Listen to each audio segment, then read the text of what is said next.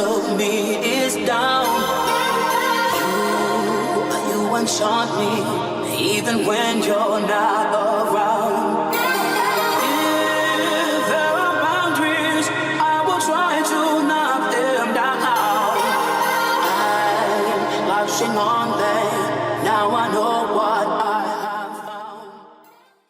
I think was very interesting. Did you say that it was 6 months before you sold your first policy? No. I was in the business for 6 months. But honestly, I went 9 months with my license before doing anything. Okay. So I was like, no one would have wanted to hire me when I started.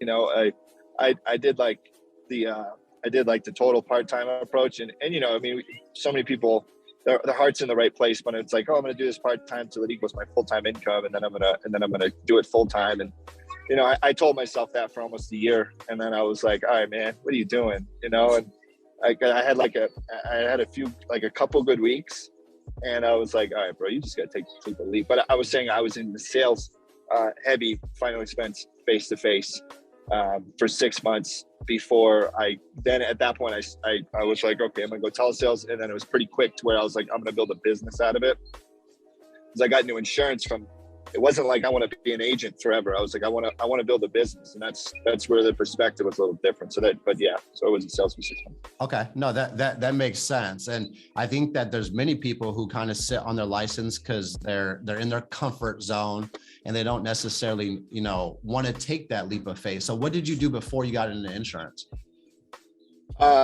Well, honestly, in 2014, I got clean off like a really, really, really bad opiate addiction I had for like 5 years. And because of where I was and the history involved in it and everything, I didn't really know what I was doing. And I got into selling cars, and I learned sales and selling cars for a couple of years. And then I got promoted to finance manager. So I was pretty good. I really liked it too. But I just hustled. And then from there, I had a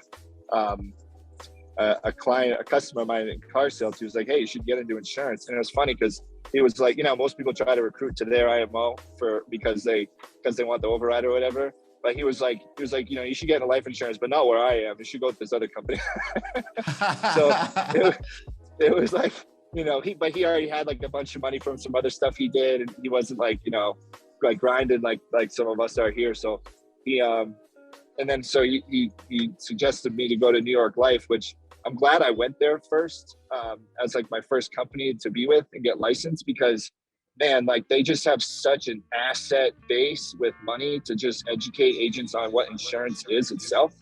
So I learned a lot about insurance there, but that was really a story, man. I mean, my life was a complete chaos until 2014. So well, I really appreciate you sharing that. Honestly, yeah. I know it's a humbling experience to explain and to share with all of us. You know, a bunch of strangers. There's 75 people on this call, and it just goes to show, guys, that you can make a decision and completely change your life around. Yeah, 100%. And you can decide your bottom too. You know, like a guy decided, hey, this was the lowest I was going to go, and then and it was all up from there. Absolutely, man. So really, we want to dive.